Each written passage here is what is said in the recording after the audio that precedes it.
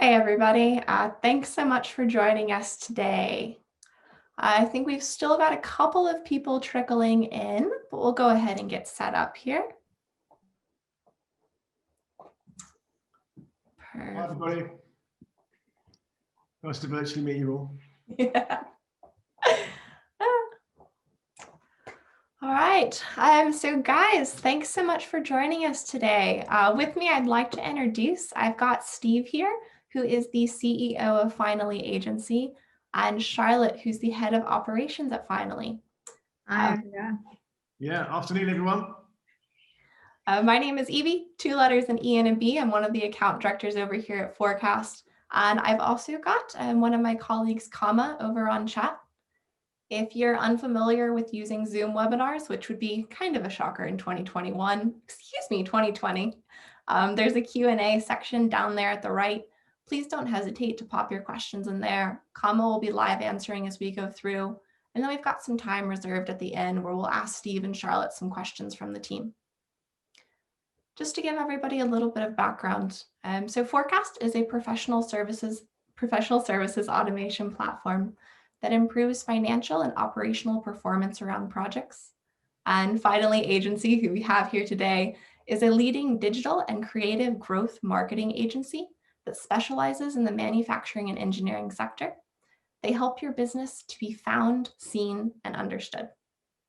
So today we're going to have a conversation, and we want to talk about how did Finally triple in size? How did you realize when it's time to go from that small business mentality to a thriving agency, and how you guys are just delivering amazing work for your clients, but you've been able to reduce your work week to 35 hours per week, which is pretty incredible. Yeah, it's good here. Yeah, We're pretty good. Yeah, yeah, go on, sorry. Oh, I was just going to say over to you. Okay, fine. Well, I've run my own business now for 19 years, finally celebrated its 7th birthday yesterday. So that's fun. And it's been a real journey in those 7 years. And we really started to grow quite quickly about 3 years ago. And when you're a smaller business, it's much easier to keep on top of everything. When there's just a few of you, everyone's hands on deck, everyone's got awareness of what's going on. But when you grow, and it's probably not my personal strength, things like process and things like that. Charlotte will vouch for that. But as you grow, you need to have these processes and systems in place in order to make sure that you deliver great work for clients. So ever since I used to work on the client side, and I've worked for a couple of other agencies. And so when I set my business up 19 years ago, I wanted to make sure that I avoided all the annoying things that agencies can do, like missed deadlines and costs that occur when you're not expecting it. And that was all great when we were a bit smaller, and and a lot of the work was creative work. But as we grew, it just became much harder to do that. And so what we found was, as we grew, we were missing deadlines, particularly with the more complicated projects like websites, where you needed more people across different teams. And yeah, we were ending up having unhappy clients, which is something that nobody ever wanted. So yeah. So what were some of the signals that you were like, okay, it's time to look for a platform? I think we were running projects, everyone was working really hard, we were trying to do a really good job for clients. And like Steve says, everyone desperately wants to do a good job, but sometimes things happen, stuff happens, and we were kind of relaying that information way too late for our clients. So it was we had tons of awkward conversations, all the kinds of things that you just don't want. I think we needed a way of moving past that. So we needed earlier indicators as to when projects were failing. We needed better communication between our teams. We needed more autonomy, and we had so many of these things that we just didn't know how to kind of get them fixed so that we could just run projects smoothly, know what was happening, the right people were doing the right stuff at the right time. Just everything you need in order to run a successful project we were missing, I think, a few years back. Steve will probably. agree with me. Yeah, we had the will and the desire, but we didn't. Totally. And you know what? You know, from my own personal point of view, when you've got a smaller business, you can chat to staff on a more regular basis because there's only a few of you. In fact, you're probably working together around a table every day. But yeah, as you grow, that's not actually always possible, and you kind of it's easy to lose the grip on certain things without having the right processes in place. So yeah, so that's why we had to make some changes. Yeah. So, I mean, 2 years is a long time. Maybe talk to me about what the journey's been like and some of the things that have really stood out and been different. Well, I think what the biggest thing we probably did was we treated ourselves like a client. Not one that we're missing deadlines for, but you know, just we looked at ourselves as a client. So we had our own sort of discovery day, so we can understand what we were great at, and particularly what our market positioning was and who our target customer was. So once we worked all those things out, it allowed us to be much more focused about how we go about getting those types of clients and also how we manage them. So one of the big things we did as well, we had to improve our processes, our structure. As you can see, we employed Charlotte as head of operations to be honest, to put operations at the heart of the business, because without that, we had all the other things really. We had the desire, we had the creativity, and we had the talent, but we didn't have the process and the system to bring it all together to make everybody's life easier and make sure our work is delivered on time, on budget, with delighted clients. EB, you mentioned some of the warning signs. I think something for us, probably a couple of years ago, say 3 years ago, we had reasonably high staff turnover. I don't think Steve will mind me mentioning, but we were losing staff. And I think it wasn't because they didn't want to do a good job, and it wasn't because we didn't want to do a good job. It was because of the frustrations around not being able to just get on with your role, and do is that inability to do a good job because you're not really sure what's happening. It's all a little bit like fly by the seat of your pants type vibe, and that was a massive, I think, turning point for us. We knew that we needed more stability. I think that's probably quite common. I know that for agencies, the staff turnover is often high, and it just makes everything a little bit trickier when you've got people coming in and out. Now we've got a really stable team of people that I think would all agree they enjoy coming to work every day, which is massive. So we're pretty proud of that. Yeah, we've talked quite a few things about, hey, what are some of those indicators that you've got a really happy team? I think, Charlotte, you told me a pretty great anecdote about what launch days used to be like in the office versus what launch days are like now. Yeah, when a team of people pour effort and time into a project, you want that final bit to be fun. I know that the launches that I've been involved in when I was a developer were the best ones, were the ones where it went out, everything looks great, the client's like really pleased, you celebrate, it's a celebration, and that's exactly how it should be. And somewhere along the way something was happening, and it just sort of ended up, it was almost like a relief to launch a site rather than this kind of celebration, which is what you want it to be. Steve said earlier about we did okay in those projects, that because we had a really talented group of people. That was true then, and it's still true now. We did okay when it was smaller projects that didn't need that kind of they didn't need a big team, they didn't need lots of communication, there wasn't many dependencies, there wasn't a big process required, because it only really relied on the strength of our creative. We've managed to retain that, but now we can scale it so we can do the same thing on bigger projects without something falling through the cracks. And it does mean that those launch days are a celebration rather than a big sigh of relief. I think. So launch days are days for cakes and balloons instead of stress. Is that right? Yeah, I'll tell you what, a beautiful thing about sometimes a website being launched now, from my personal point of view, is that I'm not involved in it because it happens really smoothly, all I get is a message. I claim all the glory, obviously, but I get a message from the client just saying, Steve, I just want to say your team have been amazing. Yes, I think today I put a LinkedIn post about a message I got the other day from a client. We just launched their website, and just to say your team are absolutely amazing. I can't believe how great they are and how smooth the whole process was. And for me, that's just like brilliant. That's just what I want to hear. Everyone wants to hear, right? I know. So I have the $1 million question. You went 3 years ago, hey, we had a little bit of turnover. There were some missed deadlines.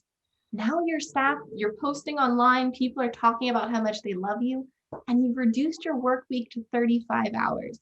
How in the world did you do that? Do you want to take that one, Charlotte? Can do. I mean, Steve and I chatted about this a bit before we joined, and what we think maybe was that turning point. And I think you get so caught up in the day-to-day as an agency, of trying to grow, of trying to get stuff done. You've got so many people to please. You've got your internal staff. You've got all of these clients. You've got all this stuff that needs to get done. It's really hard to take yourself out of that and actually look a bit more long term, properly future plan. And I think that probably is where we turned a few years back, is that we really started to look to the future and say, okay, what do we stand for as an agency? Who do we want to work with? What sort of work do we want to be doing? What do we want the team to look like in 1 year, 3 years time? And we did all of that future planning that we're always telling clients to do, but we just were so busy that we weren't really doing so much for ourselves. I think part of the whole thing for us was, in our sort of little vision, is we want to be the best company to work with and work for, and both sides of those coin are massively important to us all.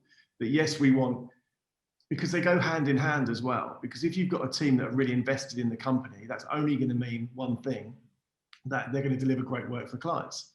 So yes, we introduced. So basically, this was before COVID-19. We shut the office down for a couple of weeks. We completely refurbished it. And when people came back, they had a nice new office, but we also introduced flexible working, remote working, and we reduced their working week down to 35 hours because, this was before we were forced to do this. But I think times are changing. I think what's really important is, you trust your staff to do a great job. And we always have done that. And I think having a system, to be honest, like Forecast, really allowed us to implement those strategies, implement those initiatives to the Finally team. And without it, I think it would have been really difficult. I mean, Charlotte, from the operations perspective, how has Forecast helped you implement those strategies, get the visibility? I mean, even on the reporting side. Yeah, I mean, I became head of operations about a year ago now, I think. That's when we kind of defined it as a role. So previous to that, I was an account manager, so I dealt with our kind of client services and project management team. And we've been using Forecast now for about 2.5 years, I think, 2 years, 2.5 years.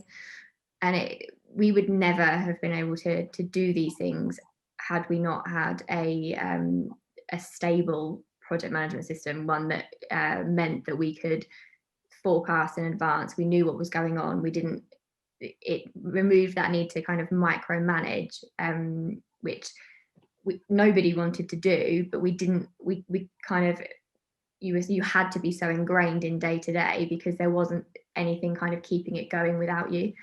And from the reporting side, I mean, I report regularly from an operations perspective on billability rates across the different teams, on utilization, so that we can forecast better. It means that we can budget better. We know we can make incremental improvements. So we now have targets, and we have done for a bit now, targets on how billable we want teams to be. We can make changes to make ourselves more efficient. It just means that you can make decisions based on data. And I think especially over the last year, where everything has been interesting, maybe as an agency, that was crucial, because everyone was from home anyway, but everyone's at home. We're all trying to pivot, get stuff done for clients. They're all changing, and it allowed us to be totally flexible. There is no way on earth that we could have done that a few years ago, I don't think. Steve, what do you reckon? Well, yeah, no, we couldn't have done. And, as a company owner, I've always wanted to have a great place to work. And it's sometimes without being rude, Evie, some of the less exciting things, like a project management system, or like processes that enable it to happen. And that's what I'm really bad at. That's not one of my strengths. So it's great to have people like Charlotte and systems like Forecast to enable us to have a really great company. But yeah, Forecast has allowed us, as Charlotte said, to make better decisions, but also it allows us better insight so we can learn as we go, because no one's ever perfect. And we can look at the information and see where we can make improvements. And we try and do that on a weekly basis. Yeah. I was going to say, look, processes, that's why you hired Charlotte, right? But how have you been able to use some of that data to guide the agency from a leadership perspective? Yeah, sure. So it helps hugely with our hiring, in particular, as we've grown, looking at where we're going to need additional resource, where we maybe, so say we have a team and our aim for that team is that they are 80% billable, and they're not currently. We can look at why that might be. Is it because we haven't got the work in? Okay, fine. So that helps with our sales efforts. We know that we need to fill that resource because that they're currently under that target that we're looking to set. Is it because we're doing too much internal filing marketing stuff, which is something that we're trying to do a big push on next year, and we can make these decisions with all of the facts, so we know the impact their decision is going to make on everything within the business. And I think from a leadership perspective, that's crucial. I report on about 15, I think, figures each week in our weekly catch-ups. It takes me about 15 minutes, which is fine. I report them, we know what they are, everyone knows what's what. We just have this ever-running source of information, and it doesn't have to take me days. Had I wanted to do that before, that would have probably taken me well over a day to try and get all that information together. Now I report on billability, utilization, average project, our average hourly rates, project statuses, all that kind of stuff. It's just really quick, So did I hear that right? That would have taken you a day to pull, and it takes you 15 minutes per week to get this information now? Yeah, I think Charlotte's been kind, to be honest. Yeah, I don't even know if I'd have been able to. Yeah. And so much of, the reason that we've got this an operations role. We wanted to make improvements in efficiencies. We wanted to improve profitability, and we knew that we could do it with the team we had. It wasn't that we needed to hire more to grow. It was just about finding, our first out was about finding efficiencies with the team that we had, and we wouldn't have even known where to start if we didn't have visibility on where inefficiencies maybe were, where we could improve. I don't even know how possibly we would have done those things prior. Lots and lots of Excel and lots of data pulling, right? Thousands of spreadsheets. Okay. So Charlotte, because you're so operationally minded, I'd love to understand in a few minutes a little bit more where you can demo us, but what all is involved in the operations role? I loved one of the terms you said of information radiator, and I'd love to hear more about that. Yeah, sure. I said this to Steve earlier and he laughed his head off. He was like, you can't say that, that sounds so boring. I'm pleased he said it. I like it. Yeah, so I think it's a term it's an agile term, but effectively For us, I think forecast is that information radiator. I could see your face, just horrible. But it is that kind of single source of information. So it's our single source of truth, and it gives us all of the information that we need from a project management perspective, for people and their work, for our delivery teams, from a management perspective, from all of the operational reporting. I think the term comes from as a kind of project manager, or as a business sponsor, or someone that's involved in a project, what you want to be able to go to one place and find out the information, look it up, see what it is, and then get on with your day. You don't need to kind of take 4 hours to find out what's happening. You don't want to ask 15 different people. You just want that information radiator that tells you all of that in one go. And I think that's what forecast gives us, everything in one place. I specifically asked for an information radiator when we were looking for a system. But I mean, on that note, both Steve and Charlotte, since you've been using forecast for a while and you've been through this growth journey, what's some advice that you can give to people who are just starting off on their growth journey, or saying, look, it's time to become, a full-blown agency and really grow up here? I mean, just from a general growth point of view, not really from a forecast point of view, but in general, I would say one of the biggest steps we made was actually working out who we are and where we're going as a business and who our target customer is, and really sorting out that position. That was crucial. But then I think if you do want to grow, you have to put operations at the heart of your business to really make a difference. Because if you don't, what we found was whenever we did anything, we were kind of always starting from a blank page every time, whether it was like whether it was a new website or a new digital marketing plan. It was always a blank page because we didn't have these processes in place. So I think, I would say that, put operations, and when you can, I would say sooner than you possibly think, get an operations person into your business to help sort those things out specifically, because it's actually really hard if you try and tag it on to someone else's role that I tried to do in the past. It doesn't work because everyone has client priorities and they always take priority.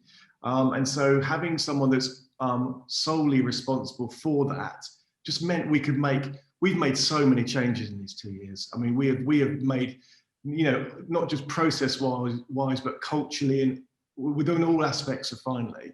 And we could never have done it, to be honest, without Charlotte and having that role within the business. I think if you're trying to scale, a really good first thing is to just look at your core. So like Steve says, know who you are, know who you're targeting, know the core things that you offer, nail down how you deliver those core things, and then rinse and repeat. And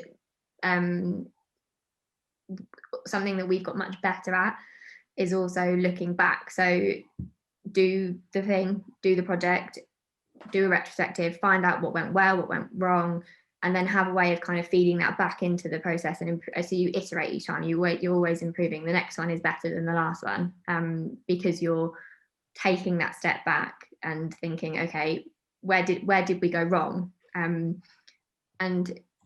we needed a culture that allowed us to have those conversations and say, okay, where did we go wrong? How could we improve? And that be fine. It is fine that those things could have gone better. We'll roll them into the next one. We'll improve upon it. We're always iterating. So yeah, I think find out what your core processes are, nail them down, and then constantly get them better. I have to ask, how has forecast enabled you to do that and iterate, especially over a year as crazy as this one? Yeah. Again, it just gives us visibility. So you can have a kind of rough idea as to where you think things went wrong. The bits in a project that didn't feel quite as fun, but it's an opinion. And that what we have with forecast is we can back that up and say, okay, these are actually the areas that we maybe underestimated. These are the areas that we ran over. These are the issues that happened. These are the reasons as to why that project went well from our point of view, didn't go well from our point of view, whatever it might be, we can report on that, and we can also do it as the project goes through, so we don't just get to the end and think, that was not ideal. That's definitely a massive thing, isn't it? I think what it's allowed us to do is, what we used to happen is we'd get to the end of the project, think, that was terrible. But what forecast allows us to do is to go, if we are hitting these stumbling blocks, is to see them early and be able to do something about it, so we still keep on track. And that makes a massive difference to us internally and our stress levels, and externally to clients that they get their project on time like we promised.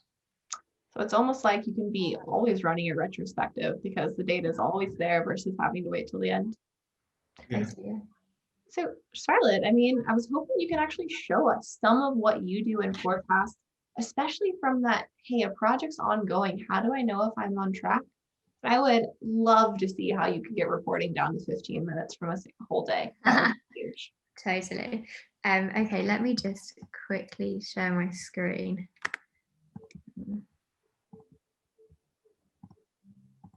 Okay. Evie, can you see that? Yes. Amazing.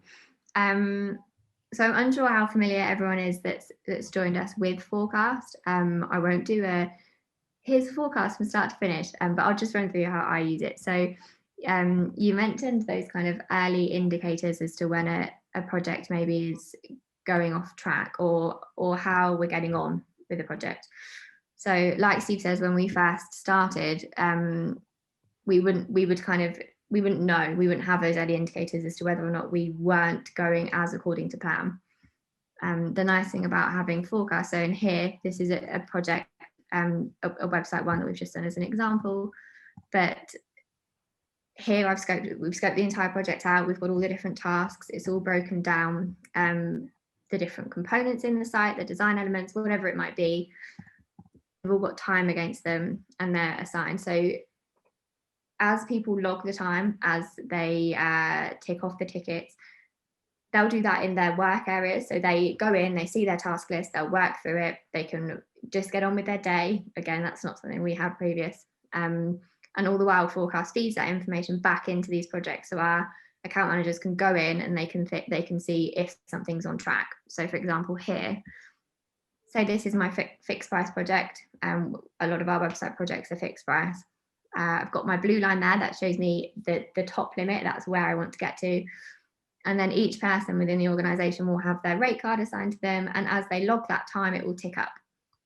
So I can see here, this project is currently on track. If I go into the time view, you can see again. Oh, sorry, someone. Yeah, it sounds like we've got just a bit of an echo there, but go ahead, Charlotte. Can you guys hear me okay? Yeah, I think we're back. That was a bit odd. Thanks, Zoom. So yeah, you can see, I can see exactly where the project is. I can see that it's ticking up okay. This one's fully on track and it's still within budget. So I know that line, I know what's what. So from our point of view, that's amazing. We can see how our projects are going. So Charlotte, if I can just recap that, the first thing is that everyone knows what they need to be working on. So we remove that element of chaos from the beginning. But that information, is that live feeding into here so you can see at any point in time if the project's on track? Yeah, so I think that's the nicest thing about forecast is everything, I'll update one thing and then everything cascades from there. So all of the other things that need that piece of information, they get it as well. So if someone logs 10 hours to a ticket, the project's updated, the status of that project's updated, the budgets are updated, their schedule is updated if they've gone over, their timesheets are, and all of my reports are. So I'll know that they logged 10 billable hours, their billability will go up or whatever it might be. So it is just the fact that everything links, I think for us is really valuable. It negates the need for 1,000 spreadsheets that we weren't particularly good at updating and keeping up to date. Got it. So this is also something that I guess both account managers, yourself, Steve, is this like a central source of data that the whole team can run on? Yeah, totally. Steve, you look at it all the time, don't you? I think you reported up to Steve. Yeah. I do. Steve said you can't tell them how little I look in forecast. I think that is what's nice about it though, because the people that you get all the information that you need out of it, I get the information I need out of it, and you can just report it to the right people, and it's really quick and easy. So That's really cool. okay, so from a project perspective, I think probably covers it, but yeah, it's just, it gives us that complete oversight on where the project is and how it's going. We can also see in certain tickets if they're going over, so it will flag quickly as tickets get completed if they went over what was originally planned.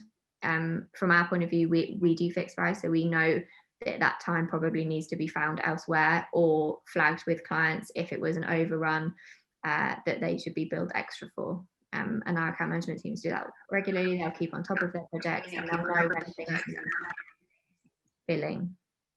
A little bit of feedback there again as well. They used to. So that's kind of projects. You mentioned the reports that we run weekly.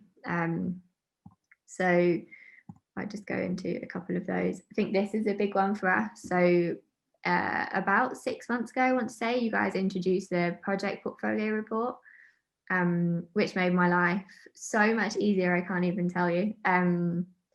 But weekly, I report on things like our average hourly rates. So obviously, we're a digital agency, we bill time, and our aim is to bill that time at the correct amount of money. I think that's probably a common goal. So for me, I really quickly go in here, 1192 space maybe, and I can see if I do 702 hours. So just to make sure I know what we're looking at here. So this is, I guess, all of the projects in your portfolio. So you can see like a bird's eye view of everything that's going on. And then it looks like you're putting some date filters on here so you can look at revenue that's occurring across all of your different projects within a certain date range. Yeah, exactly that. So I've filtered this to be billable projects only. So it's just client work. So I mean, this is your test portal, and we don't unfortunately work with Waitrose on their social media. They're not manufacturing.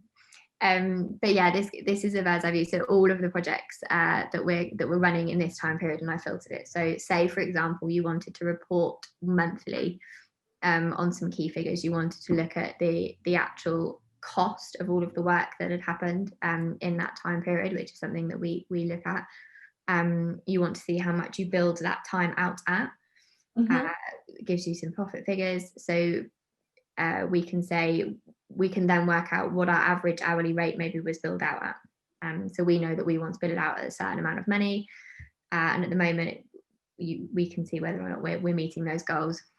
We can see how much time was registered on billable projects versus how much time was registered on unbillable projects. And again, it helps us to check whether we're meeting our billability targets. And it just gives us a full overview. So if, say, for example, any of our management team wanted to come in and see how projects were getting on from a financial perspective, they've only got to look here. And it feeds in all of the data, which I think is really helpful. So I've got a question here in the chat. Besides this, which is the financial aspect, what other standard reports do you have set up to monitor like your projects as a portfolio level? Sure. So I'll set one up new because it's probably easier. So you get a few different options, but here I can see across my entire portfolio of projects, or if I wanted to do on a per project basis, there's a bunch of different reports that you can add. So maybe if I wanted to create a full report looking at one project, I might potentially want to look at the burn up chart similar to the one that we were looking at earlier. Maybe I want to look at all of the time that's been reported on that project. For us, maybe the amount of that project that's been completed. There's a whole bunch of different options. Test. And then I can just create that one. So what it will do is feed all of that in. So if I pick our website project that we were looking at earlier,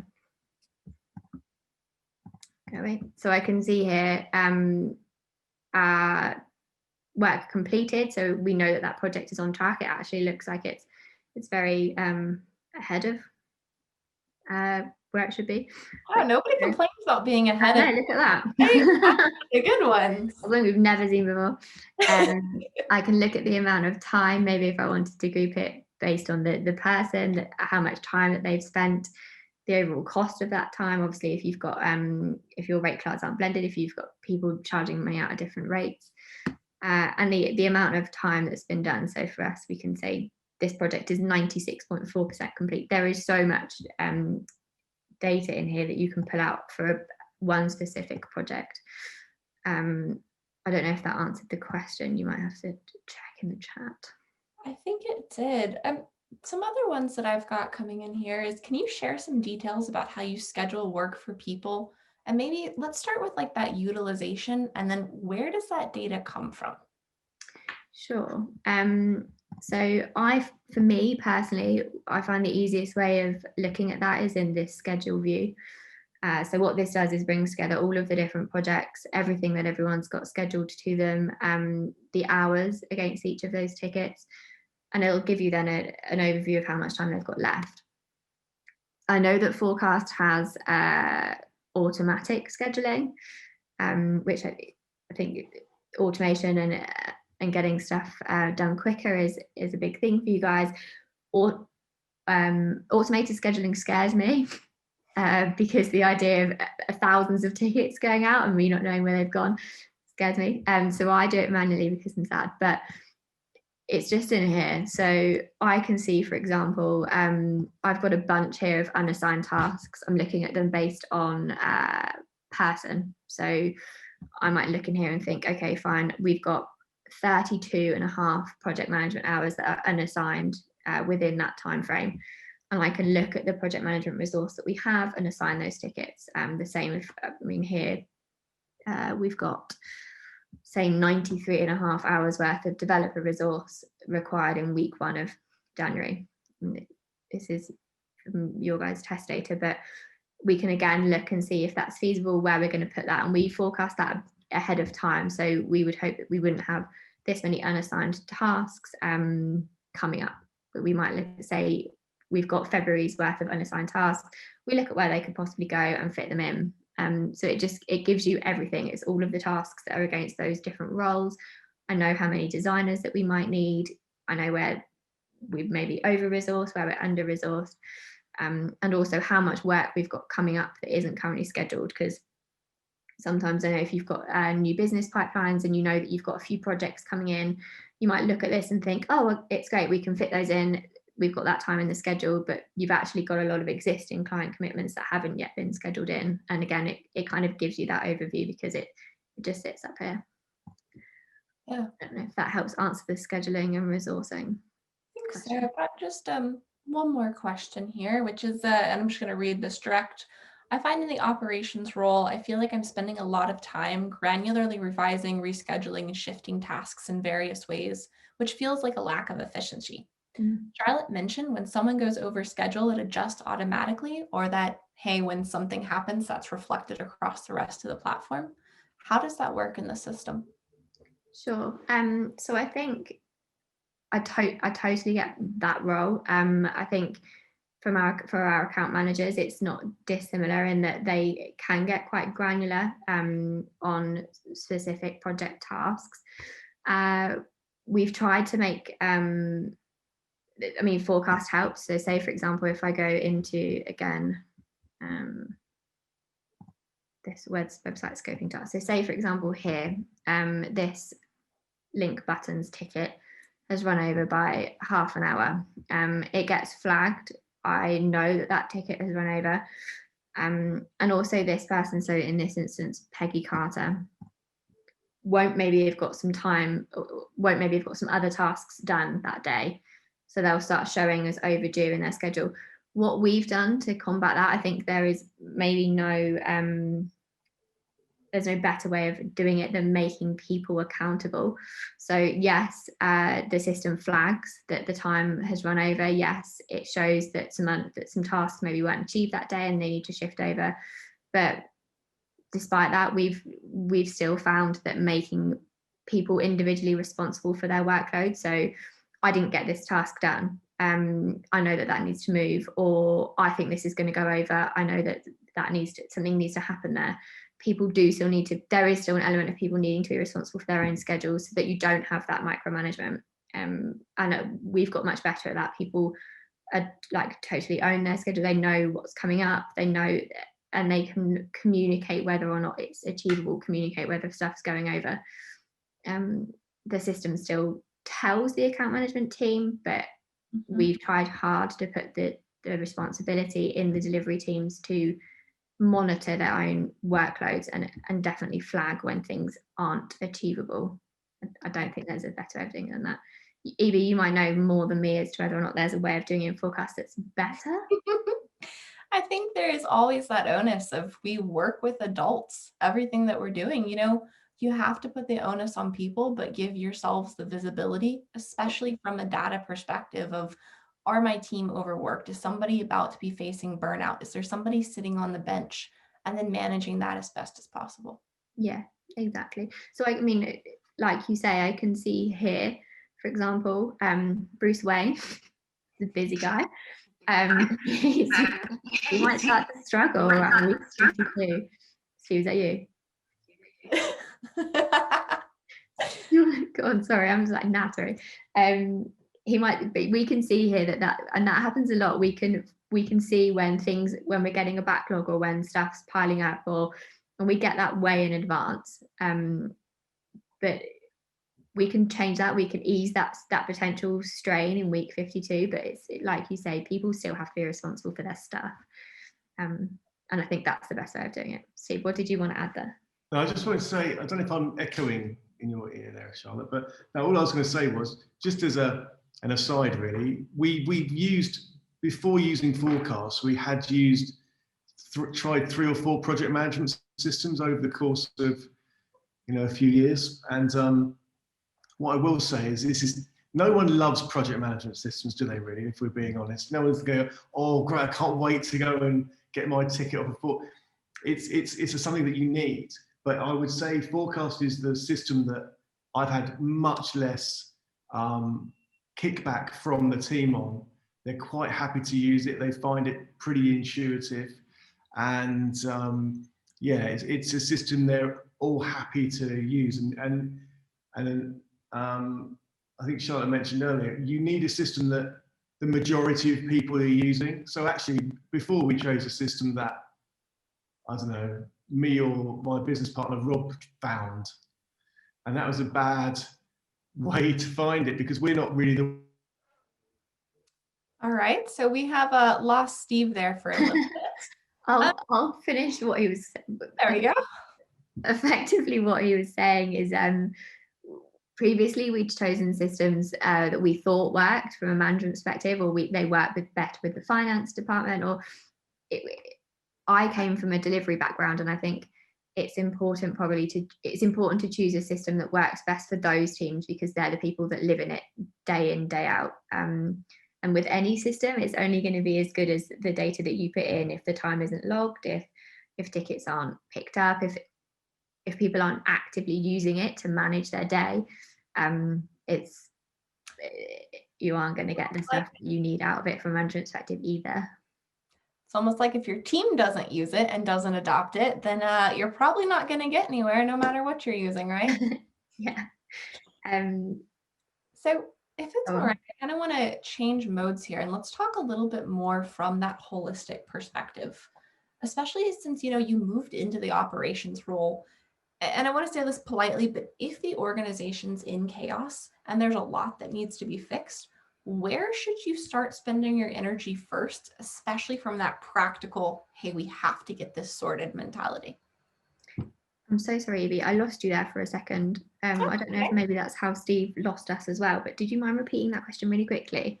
Sure. With some internet issues, but. This is one from the chat. When you feel like your organization is in chaos and there's a lot that needs to be fixed, where would you advise to focus your energy first in terms of practical things to tackle? Sure.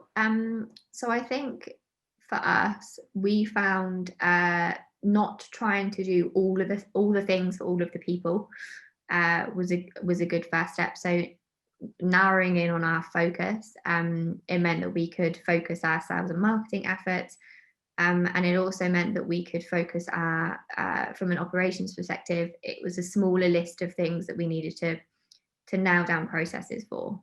So if you really focus on what you do well, and then try and nail down that's quite a good first step. I also think that getting clear data, so clear reporting on how projects are going, on how your business is running is really key, and then setting goals that you can work towards. So nailing down your processes, nailing down what you do well, not trying to do all the things for all of the people, and also giving yourself some clear reporting, and clear and actionable data that you can then set goals against and work towards. Kind of gives you a bit of a vision and a slate. It can be really daunting. I think Steve will know more about this than me, but as an agency, when you're trying to grow and you're trying to get stuff done and you've got all of these people to please, it can be overwhelming. And narrowing focus a bit and just focusing on less things and doing less things well, I think is really important. Evie, Steve might have some really interesting insight to add to that one, because he is the agency owner. Hey, Steve, welcome back. Oh yeah, sorry, I wasn't doing a runner. My computer just decided to completely die on me. What was the question? Yeah, so when you feel like your agency was chaotic, so think back a couple years ago, what are some of the practical things that you should tackle first to really reach that, thriving agency, streamlined efficiency? And you can't say hire Charlotte because Charlotte's already hired, just throwing that out there. Well, I know we've mentioned this several times, and I know it doesn't seem to feel like it's an efficiency thing, but working out your direction as where you want to go as a business feeds into the efficiency. What are you saying? Is this That's what I said? We're so on the same page. Yeah. Sorry, well, I'm just going to repeat it then. No, I love it. Go on. It feeds into everything. So even in terms of our own marketing time, we know where to put our energies. We know all the people we want to say connect with on LinkedIn. We know exactly the sort of messages we want to put out. And then what that actually means is you get better clients, and you get the same type of clients. So you get the clients that you're used to working with, as Charlotte said, with the sort of rinse and repeat. It's not that we're not creative for every client, or we're not thinking for every client, but the kind of almost the boring stuff's already there. We know what's working, we know what steps we need to take, and then we can put our energies into doing the kind of more fun stuff, the bigger thinking stuff for them. So the problem is when you're always, as I said earlier, going from a blank page, you've got to put all your energies into this, what we're going to do kind of thing, or how does this work, or what steps do we take? But when you sort out your exact customers you want, very specifically, key personas, once you work that out, and also who you want to be as a business, even from like a values and sort of culture perspective, that informs everything else you do. And then, we work out then the structure of the business based on that. You then have a system that can help pull all that together and give you insight to learn moving forwards. So I think honestly, the best thing I did, or that we did, and something that I should have done a long time ago, was work out that core positioning for our business, because I think that has made such a difference to our own focus. And if you've got focus, you've got efficiency, really. So yeah. Can I steal that? If you've got focus, you've got efficiency. You can have it if you want. So I would like to understand a little bit more on the forecast side. First off, what made you choose forecast? And then what was it like to implement us and get us up and running with them finally? Sure. So we pulled together a bunch of requirements from our management team, and also from around our delivery teams, to find out what kind of stuff we knew that we needed from a project management software. The list was pretty extensive, as I imagine it is for most people. So we looked at some things that were really key and critical to us. We knew that we needed something that tied together scheduling and task management and time logging. That was a big one for us, because that was where a lot of our pain was in trying to kind of get actionable data out of any system. We found Forecast by accident, but actually it ticked a lot of those boxes. It gave us scheduling, it gave us time logging, it gave us reporting, project management, scheduling, and what was really nice is that all of that linked together. So like I mentioned earlier, you updated one thing and that cascaded down to all of the other bits that needed it. From an onboarding perspective, I think you guys nailed it, to be fair. We had a really lovely customer, I think you call them customer success, but someone that worked with us and got us onboarded. They ran through a bunch of training. We had training with our different teams as well. We also did kind of regular catch-ups to see how we were getting on, where we could make improvements, anything we needed to integrate. Like we've integrated, we use Xero for our financial package, and someone from your team worked with us to integrate that. We still now have pretty regular catch-ups with you guys for feedback on the system, and I think that isn't just us. As much as we're like, oh, we're Forecast's favourite agency, I think you do that with everyone. So I can't claim any credit, but yeah, you really did do a good job of onboarding. So Steve, what do you reckon? You love the Forecast onboarding? Yeah, it was perfect for me because I didn't get involved in it, and that's why it's really running very smoothly. Good. So what I'm hearing here is that Charlotte owns Forecast, and Steve, you're just like, I need data and visibility for how to lead. And what's wrong with that, eh? What's wrong with that? Do you know what? Sometimes I have these little spells where I'm really good with Forecast, and then because I don't do a lot of client work, I mean, I get brought in to do certain things, but obviously the team do most of that. And so, yeah, I don't have the need, because you know, when if you come out of habits of doing things, but all I do know is that I have a really happy team at Finally. And even though I wanted a happy team 3 years ago, I didn't have one. And so it's, from my point of view, if people like Charlotte are happy with the system, then that's good enough for me. I think that's a really nice thing to say.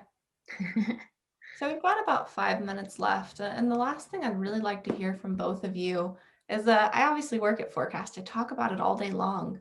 But if you had a colleague come up to you and you're just at a bar talking about Forecast, how would you describe it or how it's impacted Finally?